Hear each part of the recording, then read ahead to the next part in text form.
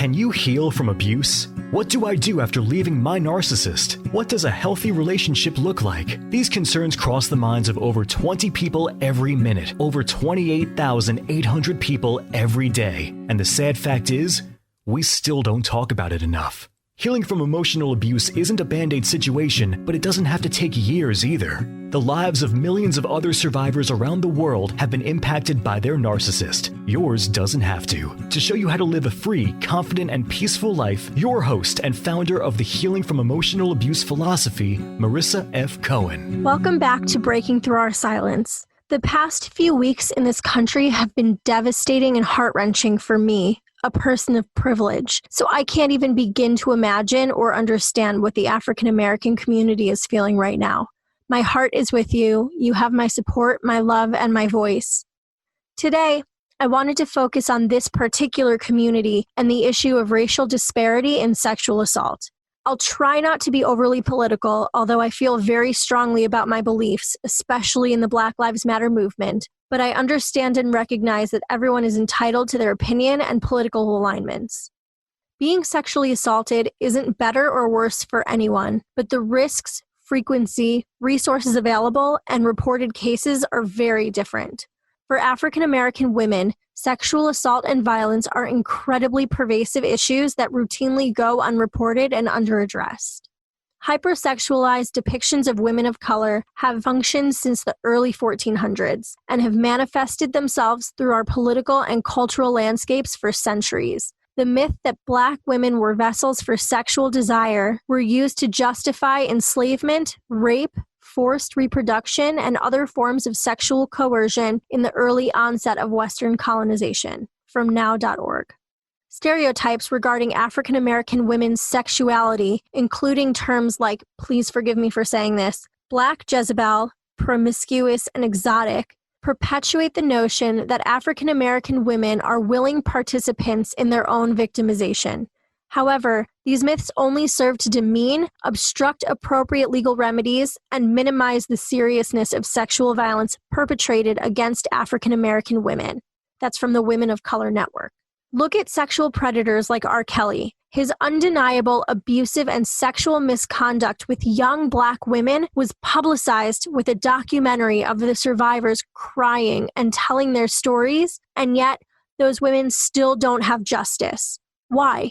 Why is it that hundreds of young Black minors throughout his career that were harmed, kidnapped, raped, and forced into sexual slavery came forward and spoke their truth, and yet nothing was done?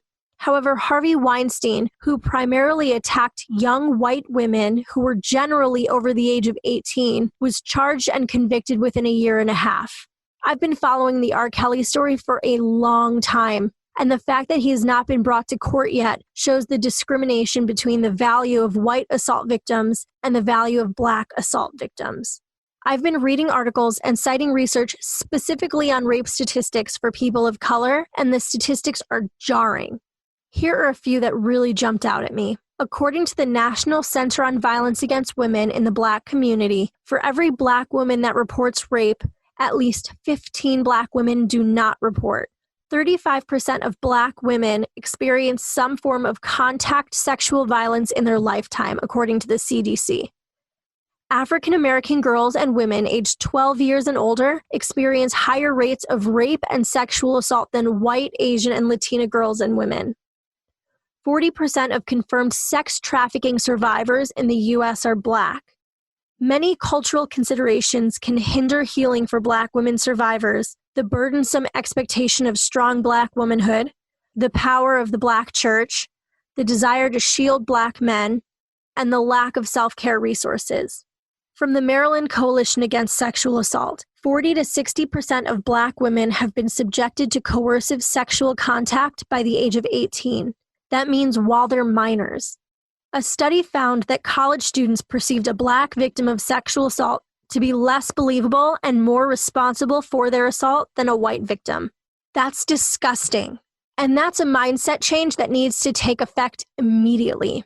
How can we change the perception by educated people that all victims, regardless of skin color, are never to be blamed for their abuse? The perpetrator makes a choice. The victim has no choice. What can we do? What ideas do you have? The Institute for Women's Policy Research reported that more than 20% of Black women are raped during their lifetime, which is a higher statistic than that among women overall. How horrible is this? And I also want to point out that there was very limited research on male survivors of color. I don't know if that's an interest issue, a funding issue, or a reporting issue, but I find it bullshit that in 2020 we still paint males, especially African American males, as the only perpetrators. They are more likely to be convicted of rape and abuse than white men, and their sentences are longer, even if they're innocent. But to not even research male people of color as victims outside of the LGBTQ community is garbage. For 27 stories of male survivors, feel free to look up my book, Breaking Through the Silence, #Men2. It's available on my website and on Amazon. In that book, there are several people of color that come forward and speak about their abuse, so we know it happens. Because of African Americans' unique history of racist and sexist victimization, the Black community has an even harder time than others dealing with rape. This prevents survivors from getting help and our community from addressing the issue effectively. Some African American women's decision not to report their sexual assaults may be influenced by the criminal justice system's history of treating European American perpetrators and victims differently than perpetrators and victims of color. That's from the Women's Institute for Leadership Development for Human Rights. This isn't just a matter of excessive force. It's a matter of systematic, justified racial profiling that allows an entire group of people to be ostracized and fearful of the people who pledge to protect and serve our nation. I might be alone here, but that's not okay with me.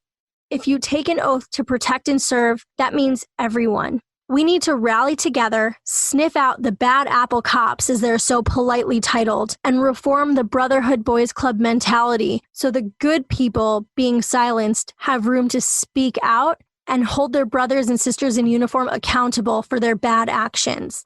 I am certainly no expert in the Black Lives Matter movement or what the community feels would be the most effective and helpful way to engage and participate right now. Side note, if anyone has any additional insight, please feel free to contact me. I want to do and share whatever is needed to help. But here are some ways that you can help female people of color survivors of sexual assault. There are policies to address sexual violence, such as the Violence Against Women Act, but partisan politics are currently preventing its reauthorization. What we don't have is a critical mass willing to enforce these policies. Center Black women in the narrative and act. To enforce these policies, we can write letters and call our local state representatives and encourage them to protect survivors. Center Black women in your advocacy. Contact your elected official and share this data. Ask them what they're doing specifically to improve the sexual violence experienced by Black women. Ask them to reauthorize the Violence Against Women Act. Become an informed ally. Consider reading more books by Black women scholars who are writing about the daily lived experiences of Black women, including sexual violence. Dr. Sheena Howard, author of Nina's Whispers, who was on this show a couple weeks ago, spoke about her experiences and wrote a fictional book about a person of color in the LGBTQ community who was abused. Support organizations that work on behalf of Black women in your area. This may require you doing some research, talking with Black women, and allowing them to tell you what they need. Here are a few organizations that you can look into. Black Women's Blueprint, Rights for Girls, Sister Love, Incite National, YWCA, A Long Walk Home, Trans Women of Color Collective. This episode might deter people from reaching out to me for help with healing from their trauma, and that's okay with me. Everyone deserves the feeling of safety, happiness, and opportunity. That way, if anyone chooses not to take the opportunities, which is something that I've been hearing a lot of lately, it falls on them. And the statistic of 70% of African Americans born into poverty stay in poverty won't be based on our education system, the lack of opportunities, and blatant racism. What does justice look like to you? If you enjoyed this podcast, you have to check out www.marissafaycohen.com/private-coaching. That's www.marissafaycohen.com/private-coaching. Marissa would love to develop a made-for-you healing plan to heal from emotional abuse. She does all the work and you just show up. Stop feeling stuck, alone, and hurt and live a free, confident, and peaceful life. Don't forget to subscribe to the Healing from Emotional Abuse podcast and follow us on Facebook at www.facebook.com/Marissa F. Cohen and Instagram at marissa.fay.cohen. We'd love to see you there.